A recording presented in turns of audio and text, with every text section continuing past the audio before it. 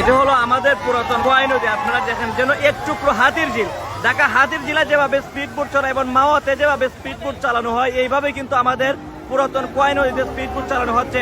বেশার সুমন ভাই কথায় নয় কাজে বিশ্বাসী। আপনারা দেখছেন স্পিড বোটের মাধ্যমে কিন্তু রাতের বেলা, এটি কিন্তু রাত, এটি কিন্তু পুরাতন খোয়াই নদী। আপনারা জানেন যে গত 4 মাস আগেও কিন্তু এটি নদীর কোনো অস্তিত্বই ছিল না, যেটি নদী এখানে শুধু ময়লা আর ময়লা ছিল। আপনারা দেখেন ব্যারিস্টার সুমন ভাই এমপি হওয়ার পর ওনার কিন্তু নির্বাচনের ইশতেহারে ছিল, প্রথমেই ছিল যে পুরাতন খোয়াই নদীকে উনি নদীর যে রূপ এটি ফিরিয়ে দিবেন।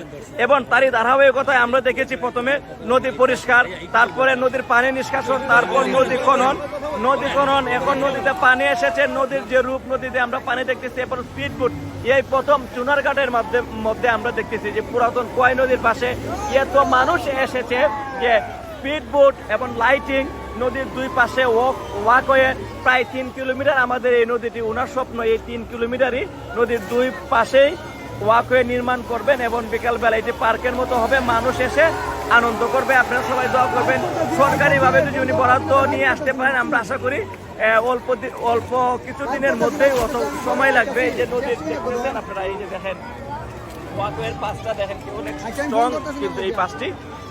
তো সবাইকে আমরা ভিডিওতে দেখানোর জন্য নিয়ে আসা, এটা হচ্ছে চুনারঘাটের উন্নয়ন। এর জন্য এক টুকরো হাতির ঝিল, এক টুকরো মাওয়া দেখেন কত ভালো লাগতেছে, সবাই এনজয় করছে। এখানে কিন্তু ঢাকা থেকেও অনেক লোকজন, নরসিংদী থেকে, বিশেষ করে মাধবপুর, মানে হবিগঞ্জের, আমাদের হবিগঞ্জ জেলার বিভিন্ন জায়গা থেকে কিন্তু লোকজন এসেছে এই চিত্র দেখার জন্য। তো ভিডিওটি যারা দেখতেছেন, এই স্পিড বোটটি কিন্তু এখানে থাকবে, এই স্পিড বোট এখানে থাকবে। আপনারা যারাই স্পিড বোটে চড়তে চান আপনারা চলে আসবেন আমাদের চুনারঘাটে, আসার পরে কিন্তু এই স্পিড বোটে উঠতে পারবেন এই ব্যারিস্টার সুমন ভাইয়ের উন্নয়নের দেখার জন্য।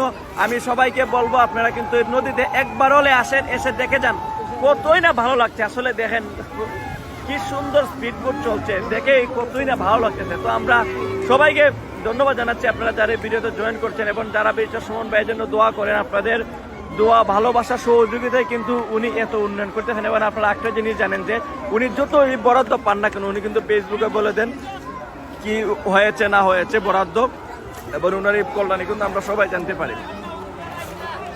আমি একটু দর্শক দেখাই, এই যে দেখেন নদীর পাশে মাহবুব এত মানুষ হয়েছে, মানে কি বলবো, আমি বলতে পারবো না যে রাতের বেলাও যে এত মানুষ হয়েছে শুধু দেখার জন্য। এই যে দেখেন নদীর চার পাশে কিন্তু মানুষ আর মানুষ, এবং মানুষ লাইটিং।